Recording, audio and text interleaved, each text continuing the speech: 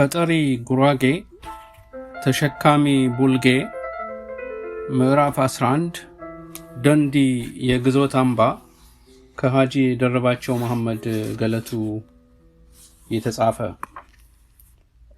የጉራጌ ህዝብና የጦር አበጋዞቹ ይህንን በሚገባ ተዘጋጅቶና በስንቅ ትጥቅ ተደራጅቶ የመጣ የንጉሠ ነገሥቱን ሰራዊት ያቅማቸውን ያህል ቢከላከሉም ሙሉ በሙሉ መመከት እንደማይችሉ ግልጽ ነው። ከዚህ በኋላ ጉራጌ መገበሩ እውነት ሆነ። አጼ ምኒልክ ማስገበር ጀመሩ። ጉራጌ መገበሩ ብቻ ተቀባይነት አላገኘም። የፈጸመው ተደጋጋሚ የመከላከያ ውጊያ ዳግም እንዳንሰራራ አንገቱን ማስደፋት አስፈለገ። ስለዚህም በየተወሰኑ ርቀቶች በመላ ጉራጌ ውስጥ በልዩ ልዩ ስፍራዎች በተለያየ ርቀት የመንግስት ወታደሮች እንዲሰፍሩ ተደረገ።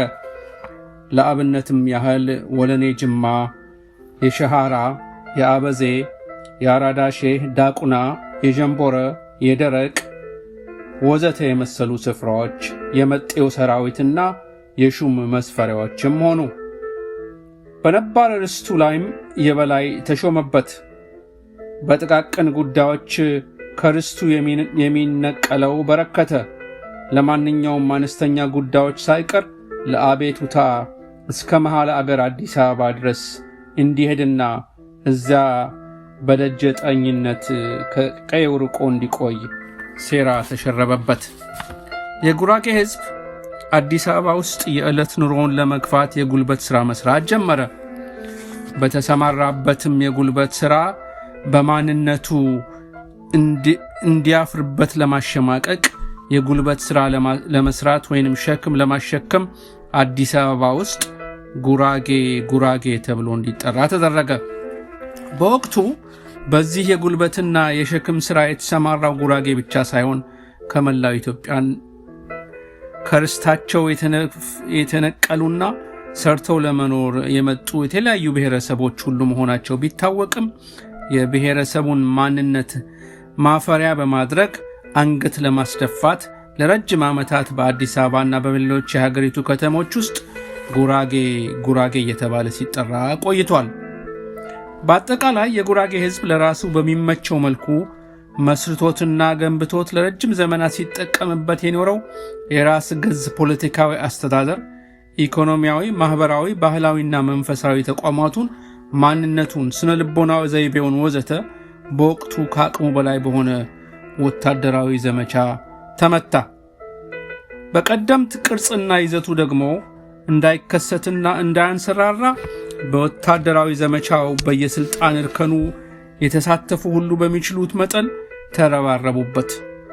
ለማዕከላዊ መንግስት ገባሪ መሆኑ ሳይንስ በገዛ መሬቱ ላይ የበላይ ተደርገው የተሾሙበት መሳፍንትና መኳንንት ነባራዊውን የጉራጌ ህዝብ የአኗኗር ስልት ለራሳቸው በሚመቻቸው መልኩ ቀየሱት። የተደበላለቁ ማህበረሰቦች ቅይጥ የሆኑ ወታደሮች በተወሰኑ ርቀቶች በቋሚነት በጉራጌ መሬት ላይ እንዲሰፍሩ በማድረግ ነዋሪውን ህዝብ እያሸማቀቁ አንገቱን ማስደፋት ስልት አድርገው ተጠቀሙበት። የሰፈሩባቸው ስፍራዎችም ወለኔ ጅማ፣ የሸሃራ፣ የዳቁነ፣ አራዳሼ፣ እነሞር ባሩድ ቤት፣ ቀጠና፣ የደረቅ ሰፈር ወዘተ ነበሩ። በጉራጌ ህዝብ ላይ በጽሑፍ ለመግለጽ አስቸጋሪ የሆኑ በርካታ ተጽዕኖዎች በማድረግ ወዳልለመደውና ወደ ማወቀው አካባቢዎች እንዲሰደድ እንደዳረጉት ከአባቶች የተወረሱ ትውፊቶች ያስረዳሉ። በተለያዩ ሀገራችን ክፍሎች ወደሚገኙ ከተሞች የጉራጌ ህዝብ ቀስ በቀስ መሰደድ መጀመሩ ከጊዜ ወደ ጊዜ እየጨመረ መሄዱን ቀጠለ። በተለይ የሀገሪቱ ዋና ከተማ አዲስ አበባ ከተቆረቆረችበትና እጅብ ያሉ የሳር ቤቶች በብዛት ከሚገኙባት አፍላይ ከተማነት ዘመኗ አንስቶ ከገጠር እየፈለሱ የሚመጡ የጉራጌ ልጆች ለከተማዋ እድገት ታላቅ አስተዋጽኦ ማበርከታቸው አሌ አይባልም።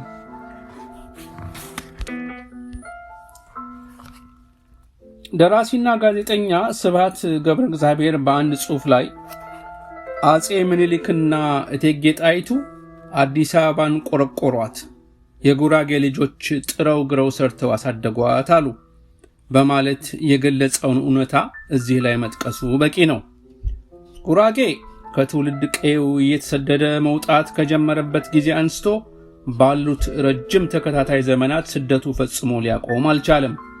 በአባወራዎች የተጀመረው ቀየን እየለቀቁ ወደ ከተሞች መፍሰስ በዕድሜ ተዋረድ ዝቅ እያለ በመቀጠል ወጣቶችም ቀጥለውበታል።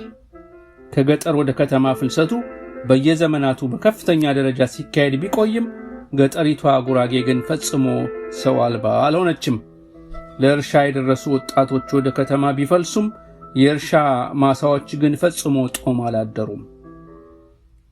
በየጓሮ የሚገኙ የእንሰት ተክሎችም ተንከባካቢ አላጡም። ይህ የጉራጌ ሕዝብ የማንነቱ መለኪያና መታወቂያው በመሆኑ እስከ ዛሬ ድረስ ይኖራል።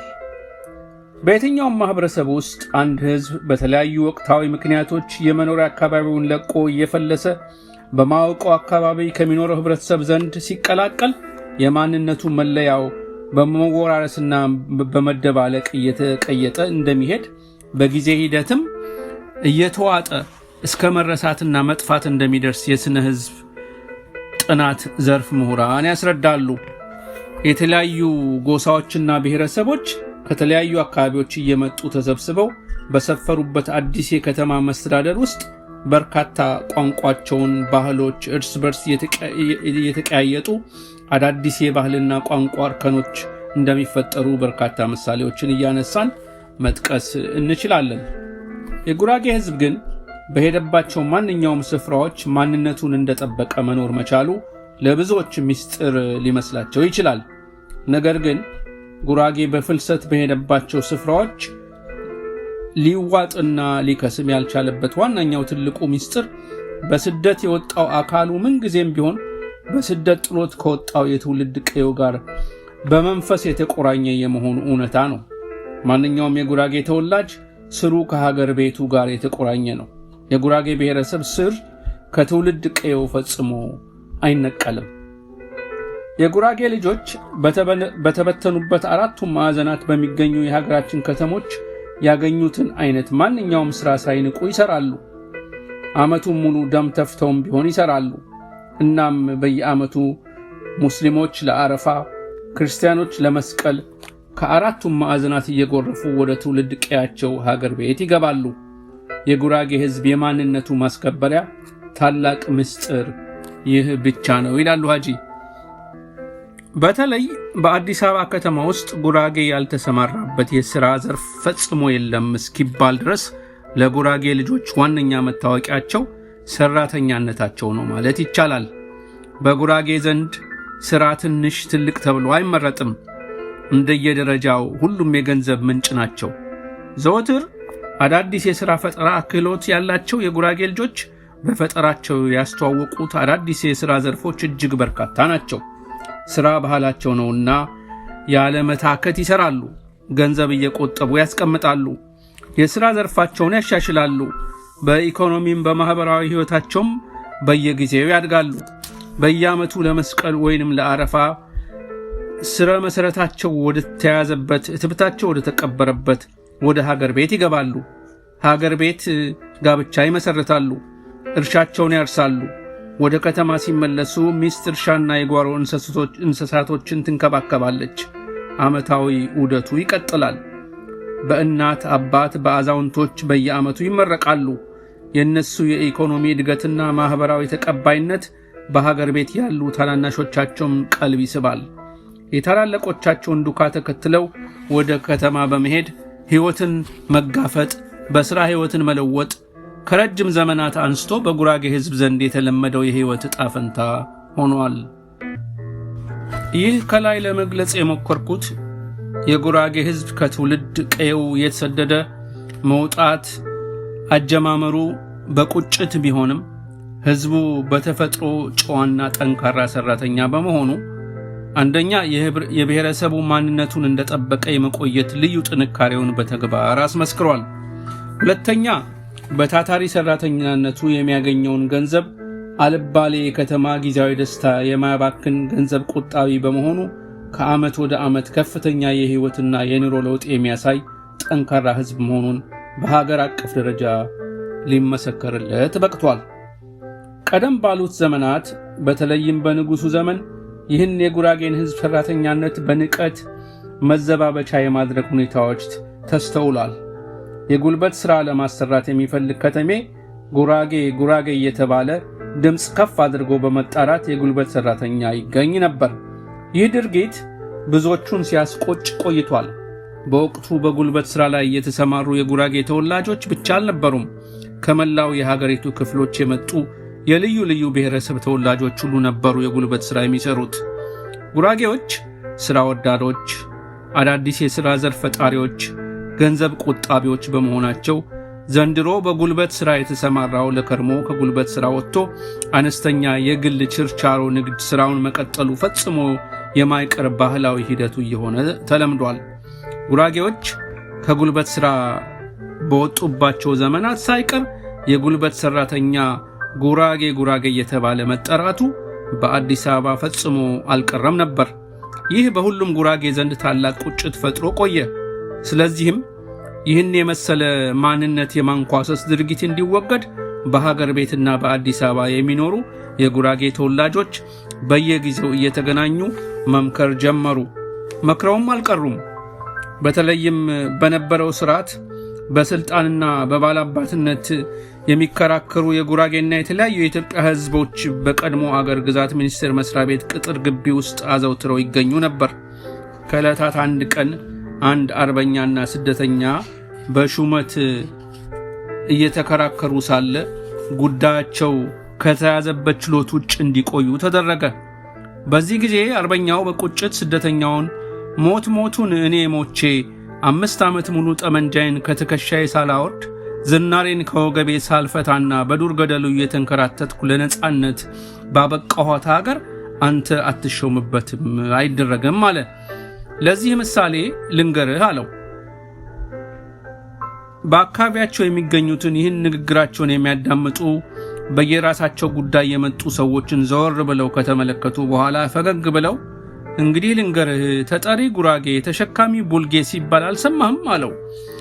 በስሜት ድምፃቸውን ከፍ አድርገው ተናገሩ። በአካባቢው ከነበሩ ሰዎች መካከል እዚያ ስፍራ ላይ የጉራጌ ሽማግሌዎች ይገኙ ስለነበር እርስ በርሳቸው የተያዩ ጭንቅላታቸው ላይና ታች እየወዘወዙ የአርበኛው ሰውዬ አባባል ትክክለኛ መሆኑን አረጋገጡ። በዚያው ሰሞን ተክለ ሃይማኖት ቤተክርስቲያን ውስጥ የደም ጉዳይ ሽምግልና ቀጠሮ ስለነበረ በአዲስ አበባና በሀገር ቤት ያሉት የጉራጌ ተወላጆች ሳይቀሩ በመልእክት እንዲመጡና በጉዳዩ ውይይት እንዲደረግበት ተወሰነ። ረቂቁን እንዲያዘጋጁ በመጀመሪያ ቀኛዝማች ኃይሌ ገብረ መስቀልና ለጊዜው ስማቸውን ማግኘት ያልተቻለ አንድ ጸሐፊ ተመረጡና ሁለቱም በየፊናቸው ረቂቁን አዘጋጅተው እንዲያመጡ ተነግሯቸው ተክለ ሃይማኖት ቤተክርስቲያን ውስጥ ለመገናኘት ቀጠሮ ተያዘ። የቀኛዝማች ኃይሌን ረቂቅ አቶ ሰይፉ ድባቤ ካዩት በኋላ ጽሑፉ በአጠቃላይ ላዩን ሲመለከቱት ጥሩ ቢመስልም አንድ መስመር ላይ ያገኙት አረፍተ ነገር ውስጥ አሽሙር የተሞላበት ስለሚመስል አረፍተ ነገሩን አውጥተው አሻሻሉት። በቀጠሮው ቀን ከሁለቱም ወገኖች የቀረቡት ረቂቆች ተክለ ሃይማኖት ቤተክርስቲያን ለተሰበሰበው ሕዝብ ተነበበ። በበጅሮንድ ኃይሌ ጎልማሜ የቀረበው ረቂቅ ተሰብሳቢውን በሙሉ አስደሰተ። በዚህ በተክለ ሃይማኖት ስብሰባ ላይ በአዲስ አበባ ከተማ ውስጥና በድፍን ጉራጌ ታዋቂ የተባሉ ሰዎች በሙሉ እንዲገኙ የተደረገላቸውን ጥሪ አክብረው ተገኝተዋል። በዕለቱም 60 የሚሆኑ ታዋቂ ሽማግሌዎች ተገኙ። ሽማግሌዎቹም አቤቱታቸውን ይዘው ወደ ግርማዊ ቀዳማዊ ኃይለ ሥላሴ ቀረቡ። የተመረጡት አቤቱታ አቅራቢዎች ንጉሠ ነገሥቱ ዘንድ ቀርበው ደብዳቤያቸውን ሰጡ። ተከትለዋቸውም ቤተ መንግሥት እንዲሄዱ በተነገራቸው መሠረት ከታወቁ የጉራጌ አዛውንቶች አብዛኞቹ ቤተ መንግሥት ድረስ በመሄድ ንጉሠ ነገሥቱ ፊት ቀረቡ። ንጉሠ ነገሥቱም የአቤቱታውን ደብዳቤ የተነቦላቸው እንዳበቃ ፊታቸው ለተሰበሰቡት የጉራጌ አዛውንቶች እንዲህ አሉ። በእኔ በኩል ይህን መሰሉ አጠራር ባይለወጥ ይሻላል። በአሁኑ ወቅት በሀገራችንም ሆነ በዓለም ውስጥ ማንኛውም ሰው የሚታወቀውና የሚከበረው በሙያውና በስራው እንጂ በዘር ሐረጉ አይደለም። ስለዚህ ይህ ጉራጌ የተባለ ሰራተኛ መጠራቱ የሚያስከብር እንጂ የሚያሳፍር አይደለም። ነገር ግን እናንተ ራሳችሁ አንፈልግም ይቀየርልን ካላችሁ ተስማሚ የሚሆን ስም ተመርጦ ይተካል ብለው ውሳኔ ሰጡ። በዚሁ መሰረት ሐማል፣ ኩሊ፣ ባቱ፣ ተሸካሚ፣ ሰርቶ በሌ የሚሉት መጠሪያዎች ለምርጫ ቀርበው ኩሊ የሚለው ተመረጠ። በሌላ ፕሮግራም እስከምንገናኝ ሰላም ለሁላችሁም እመኛለሁ።